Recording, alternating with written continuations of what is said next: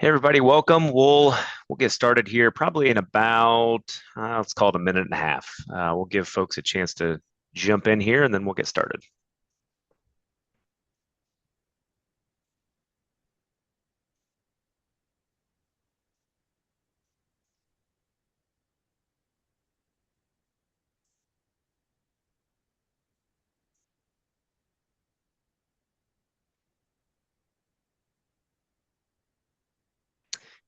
Hey everyone, for those of you that just joined, we've got about, looking at my watch here, about 40 seconds. We're going to start 1 minute after.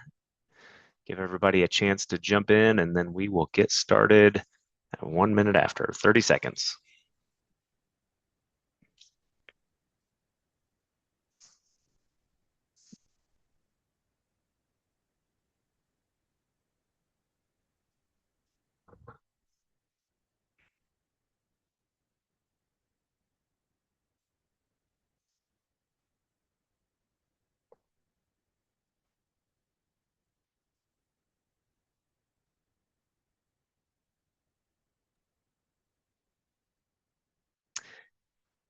All right. Well, hello and welcome to our 12th annual State of Resource Management Address. My name is Nick Cochran. I'm a director with the Resource Management Institute, and I'll get us kicked off here today. But looking forward to a great session. We're going to talk about some observations that we saw in 2025 and some things that we're anticipating for 2026. So looking forward to again a great session here.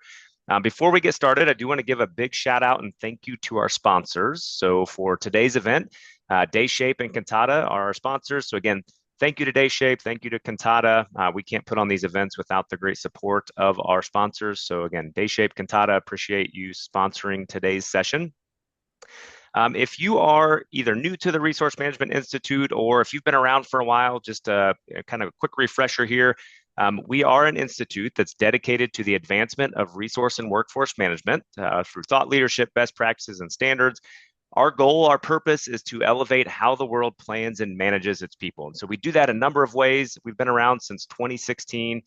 We have a just-in-time resourcing methodology and framework that we use. That's kind of the lens that we view resource management through. And so we kind of bounce everything back against that framework. It's a global, scalable framework that we've used to help organizations build resource management and scale it for their organizations.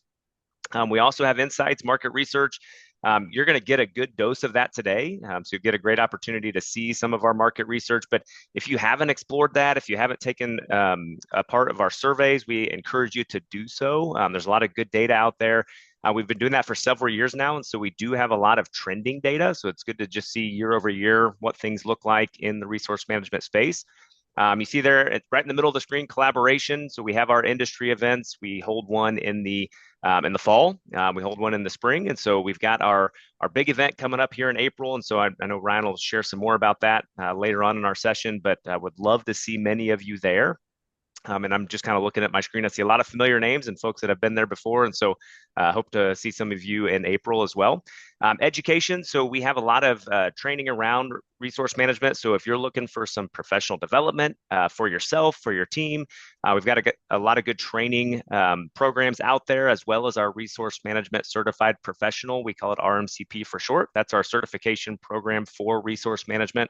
And then finally, advice. So if you hear anything today, or just in general, if you're kind of trying to navigate through anything in your organization and you say, hey, I could use a little bit of help, feel free to reach out to us. And so we've worked with organizations for many years and just helping it, to kind of streamline resource management, even build resource management if it's something that's new in your organization. So if there's something that you need help with, definitely reach out. We'd love to talk to you about how we can help. All right, so let's get into the meat of the content for today. So again, it's our 12th annual State of Resource Management Address. It's my pleasure to introduce to you our speaker for today. It's Ryan Childers. Ryan is our Managing Director of the RMI. So Ryan, the floor is yours. Awesome. Thank you, Nick. Well, hello, everyone, and welcome to the 12th annual State of Resource Management Address. It's interesting as we put this together, it's one part crazy, one part amazing that here we are at year 12 of running a state of resource management address. And I'll tell you, and I probably said this last year, every time we put these sessions together, I always get a little nostalgic and think back to the very first state of resource management address. And I'll tell you, I'll let you in on probably a little bit of insight here. Go back to December of 2014. I had just come out of a tech company. I was literally a week on the job with RTM Consulting and with the RMI. And here we are sitting down in the lobby of a courtyard in Denver, Colorado, with this idea around running a state of resource management address and thinking about, okay, how are we going to play in this event? What's it going to look like? What are the things we need to talk about? What are the trends that are out there? And now fast forward, here we are at year 12 of running this state of resource management address. Super, super cool. But it's interesting to just look back at the journey over these last 12 years and think about what's happened in resource management. The discipline has come a really, really long way. I'll tell you, the things that we're going to talk about today, the things we talked about last year, they are so different, so far from where we were back in that planning conversation in 2014. Think about where the profession is today. How cool is it that we've got this community of resource management professionals that have all, in many cases, grown up together and evolved together and advanced together? Really, really cool stuff. And I'll just say, what an interesting, it's equal parts interesting and exciting time to be in resource management. And so I'm thrilled to be able to share this with you here today and really set the stage for 2026. And so as we get into this, and gosh, we've got a lot to talk about. As we get into this, I thought it'd be interesting to just take a look back, kind of point in time snapshot at where we were a year ago when we got together for the 11th State of Resource Management Address. And we led off with some of the forces that were in play that we were going to have to deal with as a resource management discipline and profession. And so I thought I'd bring those back for us. Some of the things that we were dealing with, and this is above and beyond resource management, but we'll look at some of the impact it had over the course of the year. We had to deal with labor shortages and skill gaps, and the impact that had on resource management is it really caused us to focus on a shift from making sure we had enough people to actually deploying people with the right skills efficiently across what became increasingly constrained and in some cases misaligned capacity. And so we had some work to do there. Without getting even an ounce political here, we know we had to deal with some geopolitical instability and some economic volatility. And that micro or macro volatility stopped being this abstract risk and began really showing up as, for us in resource management, as demand swings, we saw deal slippage, and we saw more instability in planning than probably ever before. But it was exciting, right? 2025 was exciting. We knew we had technological advancements and AI integration, in some cases on the horizon, in others it was there. And so we had to deal with that. And what we experienced is AI really moved from promise to some pressure. We're going to talk about that pressure as we go throughout the session here today. Our leaders were expecting productivity gains really before our organizations had fully operationalized, our advancements and AI into our operating model as well. And then we saw continued demographic shifts, and we were facing demographic shifts in an aging population. And this really evolved from workforce shrinkage to concentrated expertise and readiness gaps in some pretty critical areas for a lot of organizations. And then, of course, evolution of employee expectations and work models. Flexibility was normal. We felt that. And we saw some real tension shifting to balancing utilization, maintaining sustainability, and predictable delivery as well. And so to summarize the forces that were in play in 2025, those things that we talked about, they stopped being these external pressures and really became operational realities inside of what it is we do day in and day out in resource management. And so for us, 2025 wasn't necessarily about reacting to any one particular change. It was about trying to figure out how to absorb it and deal with it. And so we took those, I'll say those forces in play, we took those and we offered 4 observations. And I thought it would be interesting to take a look back at what we offered last year and just see what we observed and how that played out and what we learned from it. And I'd like to take those learnings and really use those as a springboard into what it is we're going to share with you for 2026. And so we came out of the gate last year and we said, hey, data is going to be a big deal. Data is going to be a big differentiator. It's going to be the new oil. And what 2025 showed us is that having good data is not the same as having good quality data. And that's absolutely true. And we're going to talk a lot more about this today as well.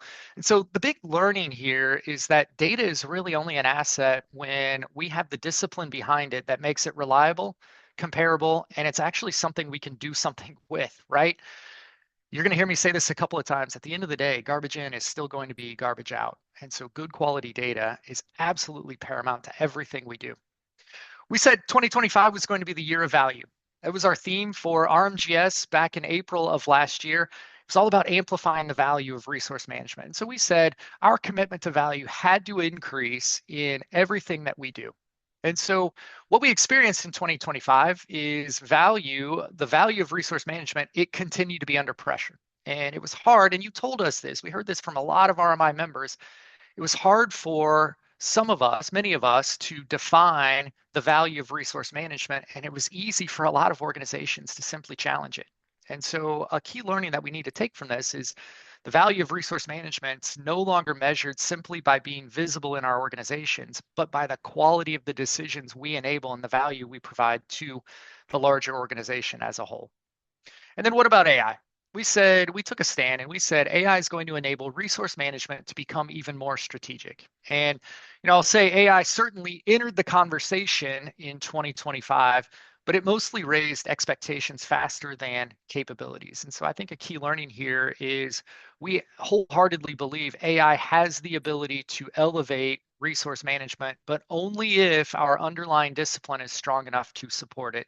And really, that's the way of saying, hey, garbage in again is still going to be garbage out, and we've got to have discipline and process in behind it.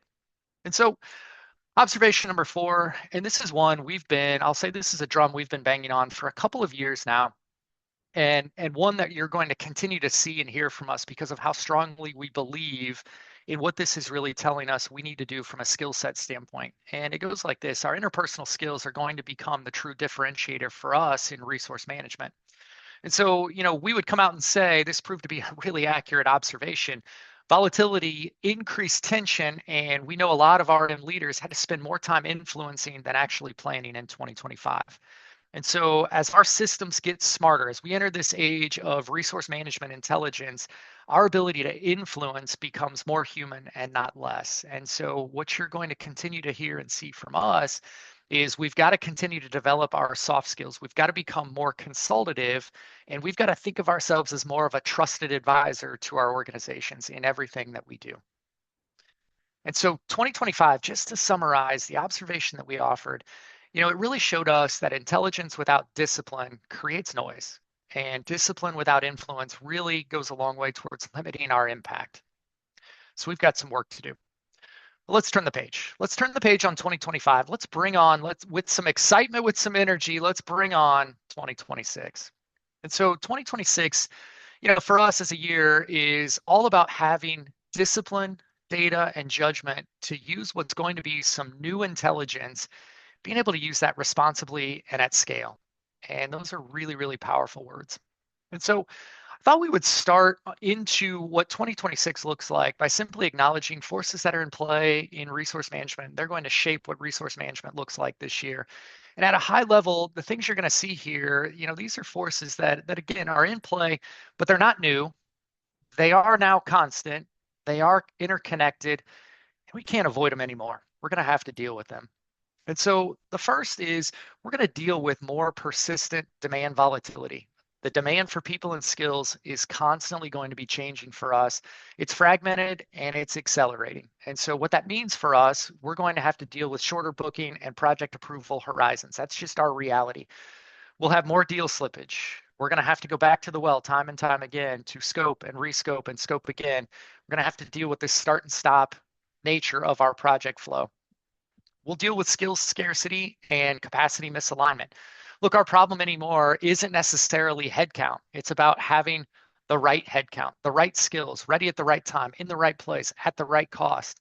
And so resource management, it's no longer about putting butts in seats and who's free, right? It's about understanding at a more in-depth level the roles that we have, the capabilities we have, and the underlying skills that our resources possess as well, and being able to make smart assignments. Force number 3 is all about AI. AI-driven productivity expectations. They're there, right? AI has entered the chat. It's entered the conversation, and our leaders now assume it's going to make us more efficient than ever before, and even before it's entered our operating model. And so, look, the pressure's real. The pressure's real for us to start using it. We know leaders are asking questions. What are you doing about AI? What are you doing with AI? And so there's going to be pressure to use it and pressure when we use it to produce faster insights and better planning. And we know, and we're going to talk about this, we're going to show you some data. We know across many of our organizations, our readiness to get into AI and make really good use of it, it varies widely. It varies widely, and tools are out there promising value before our behavior and our discipline is ready as well. And then last and certainly not least, we're going to have to deal with efficiency versus human sustainability. Our organizations want maximum utilization, right? That's just the reality we're going to have to deal with. But look, people still do the work. We're going to face constant pressure to keep utilization high, but we've got to balance that with the risk of burnout and attrition. And there's this tension that's out there between short-term efficiency and long-term health. And so when we take these four forces that are shaping resource management in 2026, our call to action here is trying to figure out how we respond and how we deal with them. And that's little exciting, little nervous. We've got some work to do here. And so, what 2026 is going to demand from resource management is a new play. It's a new play, and this is the 2026 play. I'll tell you, what I'm going to share with you here is not only what we need to do, it's a little change. It's a little change. It is the new play for 2026, and it's something that we teased in our Q4 Power Up back in early December. And the way this goes is we're going to have to do what I call learn how to walk and chew bubblegum at the same time. We're going to have to continue to strengthen the discipline around resource management. And I'm going to insert a big word into the play here, and that word is while. We've got to strengthen the discipline while exploring the intelligence. And so let's unpack this a bit. We've got to continue to pursue excellence in resource management. We've talked about that a lot over the past couple of years, and this is a big point of emphasis for us. Everything we do is about pursuing resource management excellence, pressing on maturity, trying to mature our function. And so we've got to continue to focus on core resource management processes, timely, accurate, and up-to-date data, and having the discipline that makes what it is we do and the value we provide to the organization effective at scale. And so we've got to continue pursuing standardized, repeatable resource management processes so that we can produce trusted and actionable data that we can actually use to support the organization and make good decisions. We've got to put in behind that a governance framework where we have the right people participating in our processes and have clear decision rights. And then we've got to invest in the discipline to get planning right and have commitment in place to continuous improvement as things evolve over the course of the year. And so we've got to continue, again, strengthening the discipline while exploring the intelligence. And so we've long talked about this idea of, hey, look, AI is coming, right? It's going to be a thing. It's going to give us a lot of lift, a lot of benefit, and we believe that. And so we've got to get ready for it. And we've said we've got to get our processes right and our data right. And again, all of that is true. All of that is on the left side of the screen. The new piece of the play is we've got to start exploring the intelligence. And so we've got to start getting our hands dirty. We've got to start building comfort. We've got to start practically experimenting with AI, and we've got to be hands-on here. And so some words of encouragement, some words of, get started there on the right side of the screen. Progress, I think this is important. Progress comes from engagement, and we can't wait for our resource management function and our processes and all those things to reach full maturity before we take action. And so some places where we can start, it's with personal productivity. And we're going to lay out a play for 2026 that I think will help us here. But start with personal productivity. We've got to practically experiment and again, be hands-on and start to develop a capability of getting used to working with AI and extracting data and using it to support decisions across the organization, especially in resource management.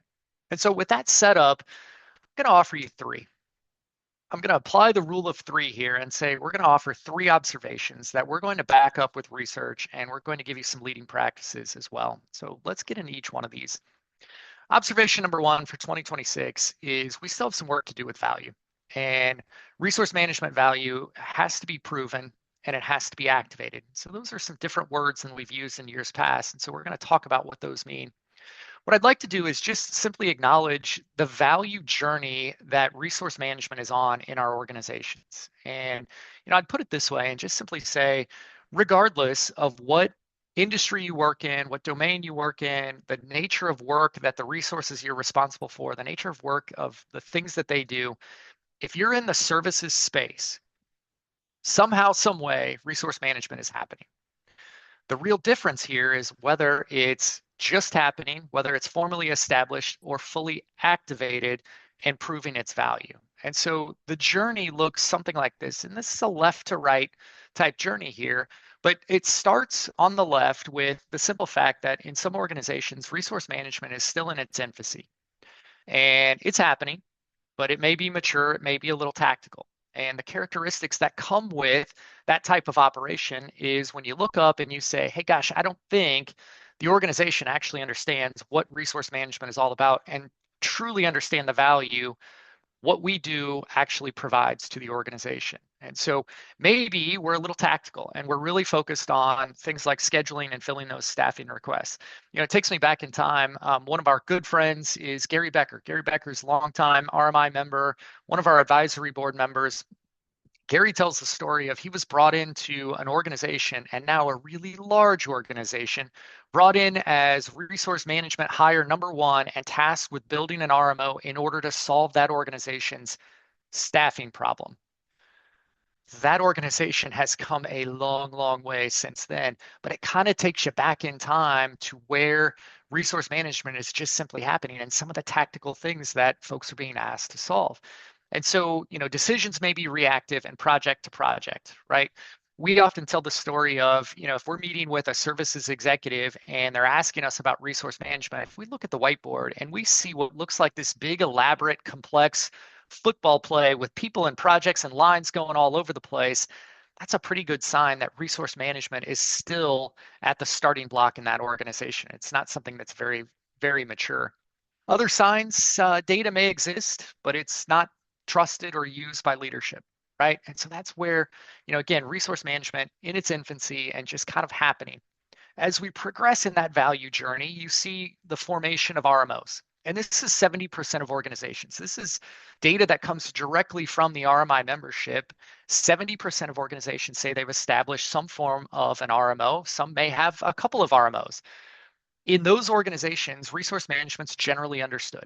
They've got standard processes in place, a good governance framework in behind them, and they're utilizing more mainstream PSA, PPM, or RPM type tools to support and enable effective resource management. Those organizations may be humming along, but still struggle in some places to influence key parts of the organization. And so there's yet another dial we can turn here, and that's to get to the right where we're more mature and resource management is ingrained in the overall fabric of the organization. Even if we reach the right side of the model here, those organizations still have to continually demonstrate the value of resource management. And so some of the characteristics here, when we are on the right side of the model, resource management's widely understood, right? It's embedded in planning, in sales, in delivery, and in talent conversations. Leadership, we've crossed that threshold where leadership now trusts resource management data and looks to the RMO for insight, right? And resource management's able to influence how things get sold, how things get staffed, how projects get approved, the sequencing of projects, and what delivery looks like. And so it's moved to become more of a strategic enabler. And this is where resource management can be a force multiplier for growth and resilience. And so regardless of where your organization is in your journey, what I would tell you here is we still have some work to do on the value of resource management. And so the play for 2026 is all about proving and activating the value of what it is we do in resource management. So let's take those two words, proving resource management and activating resource management. Let's put some definition behind it. When we prove the value of resource management, we're really talking about being able to link what it is we do to things that matter to the organization, things that matter to the business, things like revenue, margin, delivery predictability, talent utilization, and retention. Getting to where our data is trusted and used in leadership discussions as part of overall planning discussions, and we get to where we can articulate resource management outcomes really in business terms and not necessarily in the data and the metrics that show up on our scorecard, right?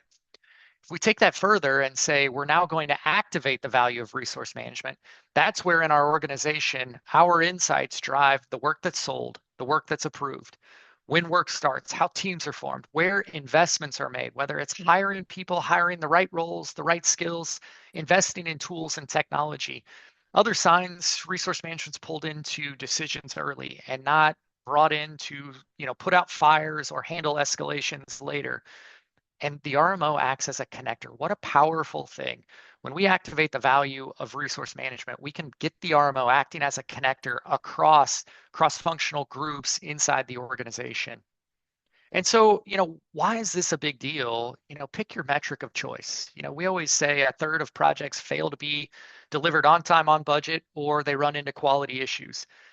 We have made some really good progress on connecting resource management to revenue objectives in the organization. That's a really, really positive sign, and that fuels our ability to prove the value of resource management. But we still have places where we struggle being able to identify budget overruns and being able to monitor proactively project profitability and what some of the changes and decisions we make, what impact that will have on how profitable our projects and ultimately our business will be. And this is coming right out of some survey data that we ran with DayShape. So just interesting to kind of look at the impact we can have here. And so take that play a step further. And we'll just say in 2026, resource management, we're not going to be judged by whether we're doing resource management or not. We've got to go a step further and realize that we're going to be judged by whether the value that we produce is visible, trusted, and actively leveraged inside our organization as a strategic capability. And so 3 things we need to focus on. We need to make sure we align resource management with our business objectives.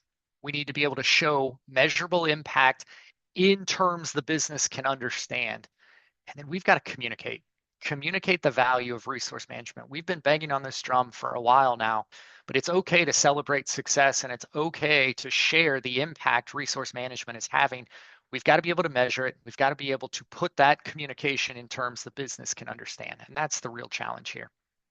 So again, the question in 2026, it's not going to be whether we have resource management or not. It's going to be whether we're leveraging resource management to actually run the business. So let's move to observation 2. Observation 2 is all about discipline, process, and data. And so process discipline and resource management data quality are now inseparable. There's a lot of times when I look back over the years where we've separated these two and we've talked about having good resource management processes, having good quality data. Data is the new oil, right? 2026, they're getting closer and closer together. They're inseparable. And let's frame it up this way. In resource management, data and processes are mutually reinforcing. They're not sequential. Process discipline, and I think this phrase is really, really helpful. Process discipline is what creates reliable resource management data, and reliable data is what makes process discipline so valuable. And so I was having a conversation the last week or so with a longtime colleague and a good mentor of mine. And one of the phrases that came up was something from Stephen Covey. It's this idea of beginning with the end in mind. And that really got me thinking about, what is it we're trying to achieve here? And, a big outcome for us is having good quality data that the organization can count on to make decisions and run the business. That's what we're after here. And so data from 2025 to 2026, it's moving from a differentiator to really being table stakes. We've got to have good quality data. And look, if we're pursuing smarter insights and faster decision making, and that's what AI is going to help us do, it exposes a hard truth that the intelligence we're hoping to gain is only as strong as the data behind it. There's another callback to garbage in is still garbage out. So the limiting factor in 2026 not going to be tools or ambition. It's going to be the quality, consistency, and completeness of our data flowing through well-defined resource management processes and into our systems. But yet we still have data quality and reliability issues that many of us have to address. 96% of survey participants back in our resource management governance survey report that sources of resource management data to support decision making inside their organization still have reliability issues, and it's something they're targeting for improvement. We got to focus on this in 2026. gotta focus. What about process discipline? So resource management data, consistently shows, I'm going to go ahead and pop this out here, consistently shows that one of the largest inhibitors to effective resource management is the lack of effective process design and or implementation. Look at the data going back to 2018, and we're going to add another data point to this in another month or so, and we'll probably bring it into the RMGS conversation. But the trend line's pretty clear, right? You can look across 2018, 2020, 2022, 2024 and see a pretty clear trend line. We have issues with process discipline. And so what's our biggest process issue? It's simple, and this is coming right out of our survey data as well. It's that processes aren't consistently followed. And when we look under the covers at where improvement is needed, it's in all the hot spots. It's still there. Forecasting, getting our skills data right, getting our roles right, and having good process governance. It's funny, when I looked back at the very first State of Resource Management address, the leading thing we wanted to talk about was forecasting. So back 12 years ago, that was what was on the top of our mind at the time. We still have some work to do with forecasting. I think AI is going to give us a big boost here. We've got to get the process and data right. We've got to invest in the discipline.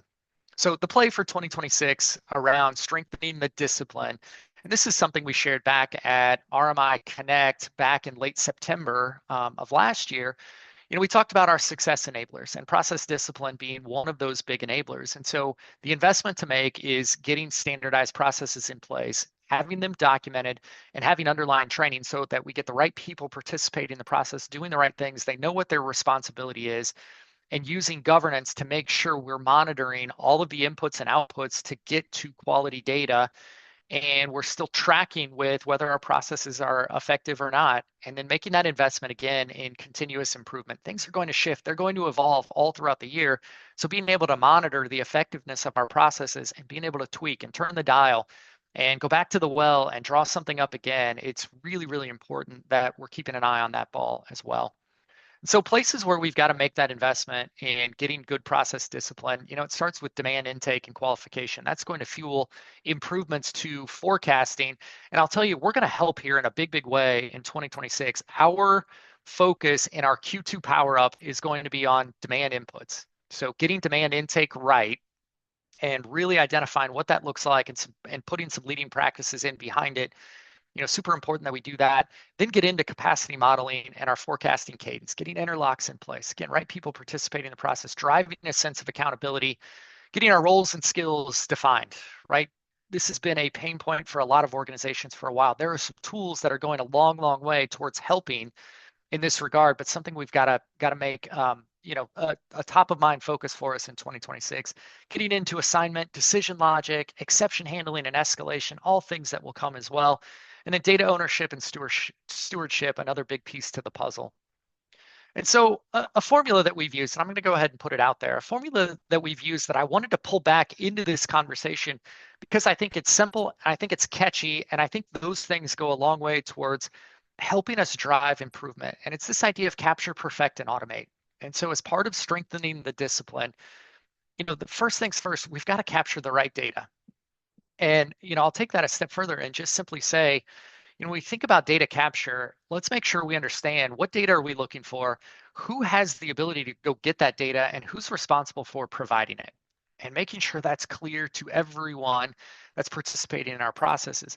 Once we have our arms around all of that data, now let's start to really refine it and look to perfect it so that we can use it without question. Now, call back to some of the things we're talking about here. We want good, reliable data that we can do something with. As we mature our resource management function, we want to get to where leadership trusts our data and uses it for insight to make planning decisions, right? That's what good looks like. That's what we're trying to achieve. And so this perfection piece, I think, is super important there. Once we've captured it, perfected it, now let's look to automate it. And let's have governance in behind it so that we get it right. And our inputs and our outputs are standardized and they're doing the right things. So capture, perfect, and automate. If you're looking for a catchy phrase for 2026, I think this is a really, really good one for you. All right. With that, let's move on to observation number 3. And we'd be remiss without going back to AI, right? AI is moving from experiment to expectation. And that's going to be a really, really big deal for all of us. And so what I thought I would do here is let's just acknowledge the state of AI in resource management today. And I'm pulling some data from a couple of events that we ran back in September of last year and then back in December of last year. And so let's go back to RMI Connect. One of the polling questions we asked was what you see on the screen here. We had about 200 people that participated in this survey. And we said, okay, where is your organization? And this is at the organization level. We're not talking RM yet, but where is your organization in terms of AI adoption? And this is what we got back. Interestingly, about half of organizations are starting to experiment with AI in some way, shape, or form. Only 14% are using AI systematically or AI native. I think maybe one person said she was using AI natively, and we're still trying to track her down and figure out what that looks like. But for the vast majority, we're at the experimentation stage, right? So we took that and we said, okay, now tell us about your RM function. On that same AI adoption curve, is your RM function further ahead, at the same stage, or lagging behind the rest of your organization? And wow, did this get interesting. What this revealed is 58% of RM functions, RMOs, are not keeping pace with their organization's AI movement. So that clearly signaled we had some work to do. So that, just to paint the picture, point in time, that was at the end of September last year.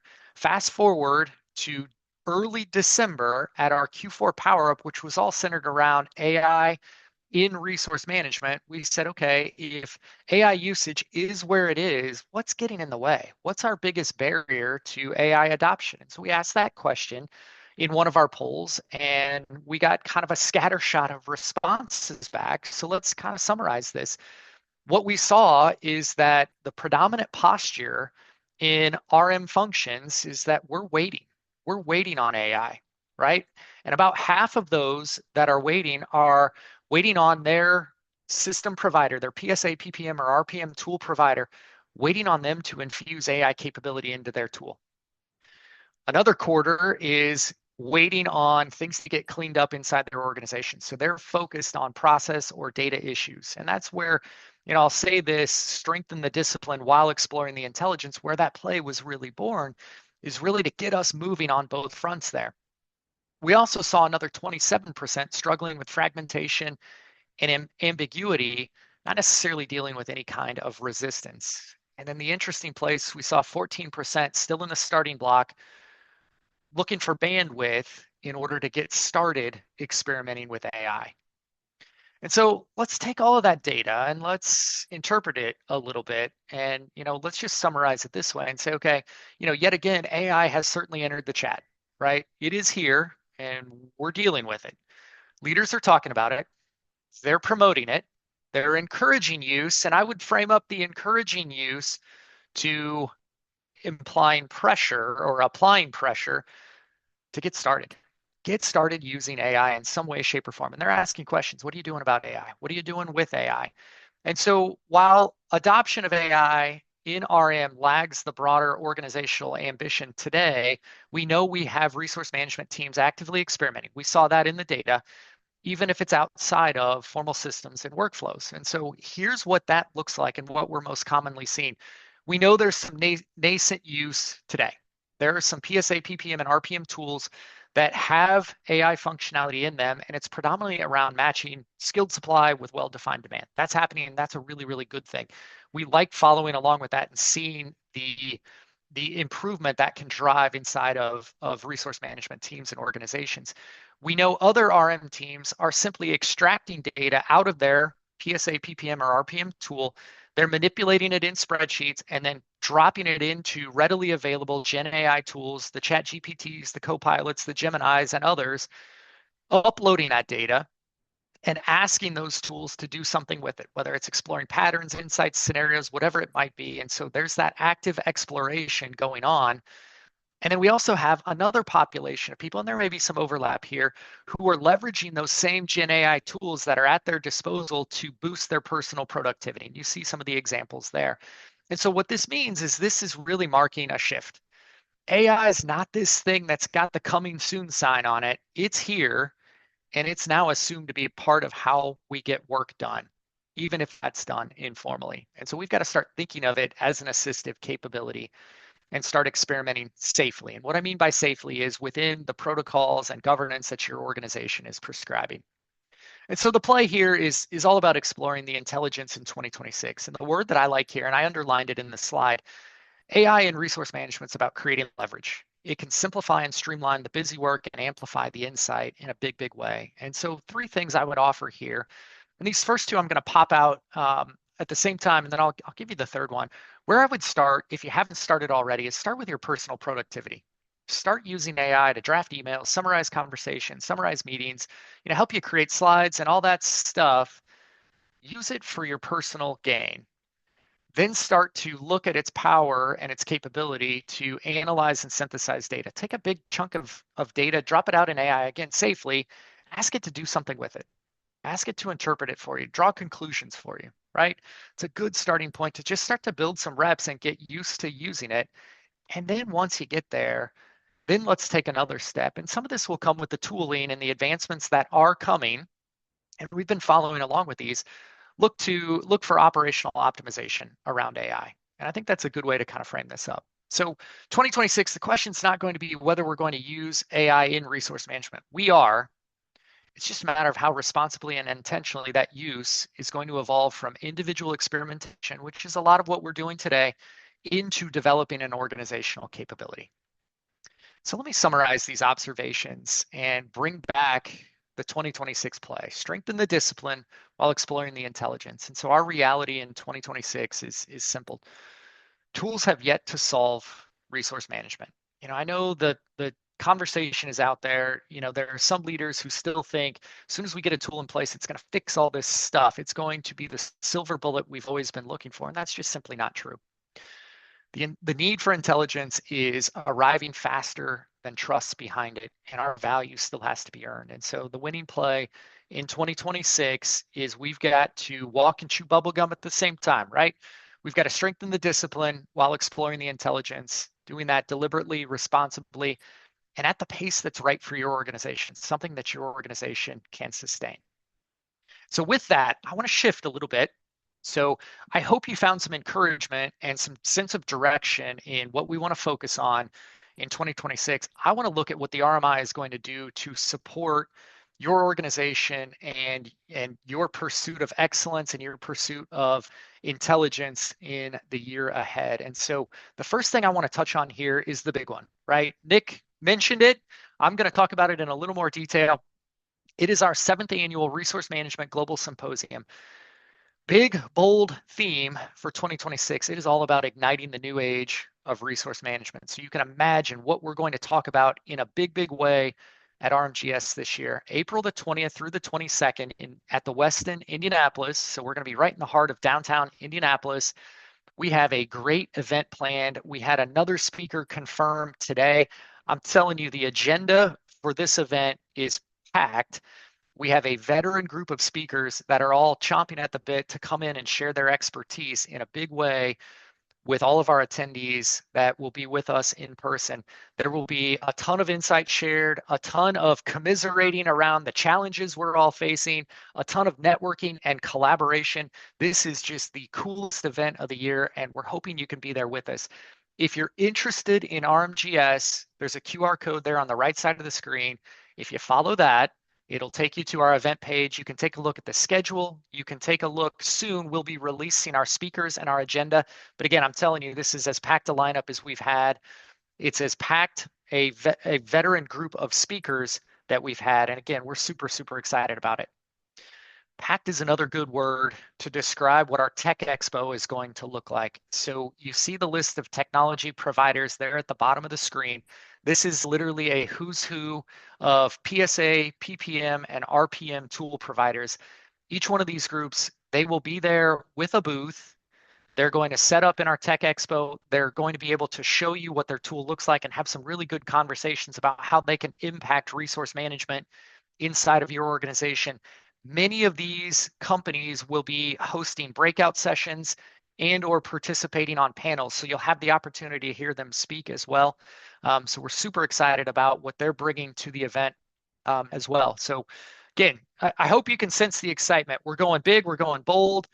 We're all about igniting this new age of resource management. So this is going to be a really, really good one. Seventh time we've gotten folks together to all nerd out on resource management for a few days here. Okay, with that, a couple of other things I want to share with you that you can expect from the RMI in 2026.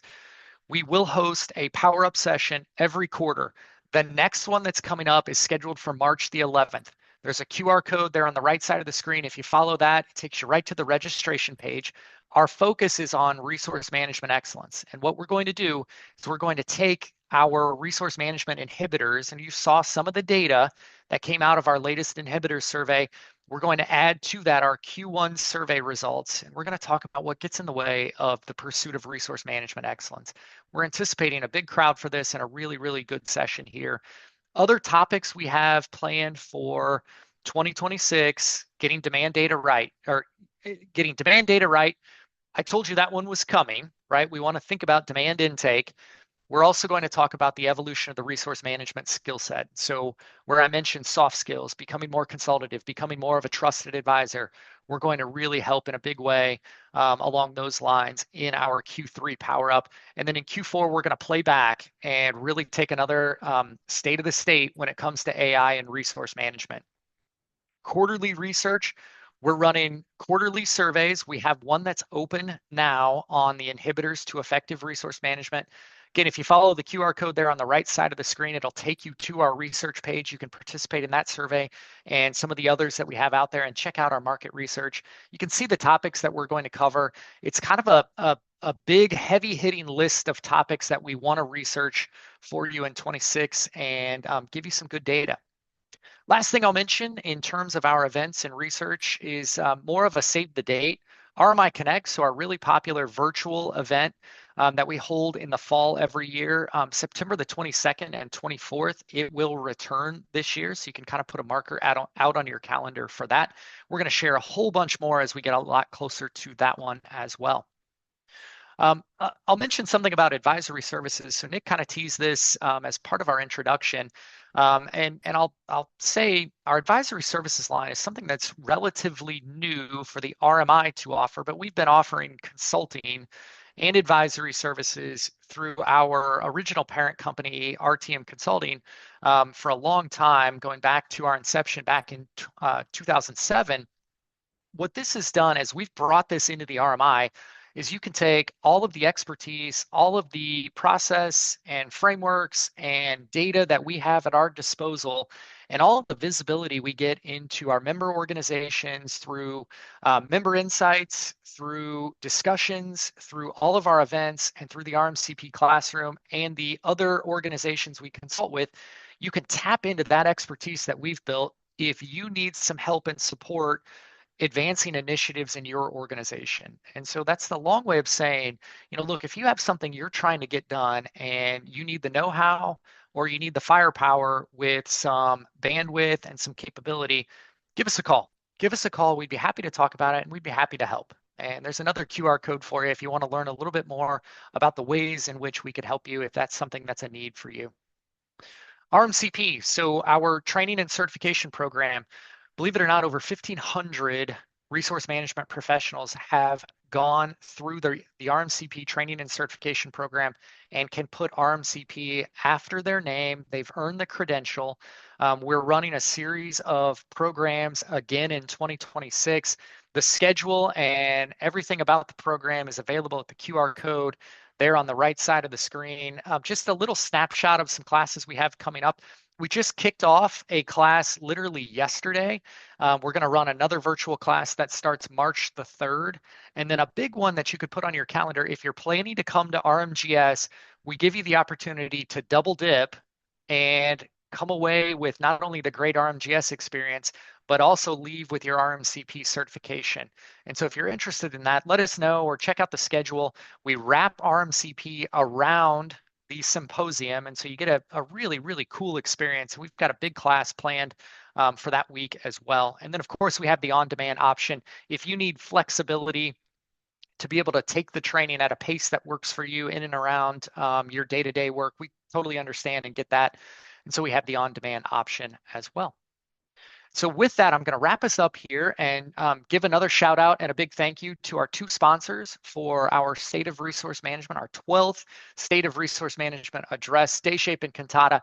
They've been longtime supporters of the RMI, and we really appreciate their help and support here. So be sure to check them out. They're doing a ton of good things for a lot of organizations.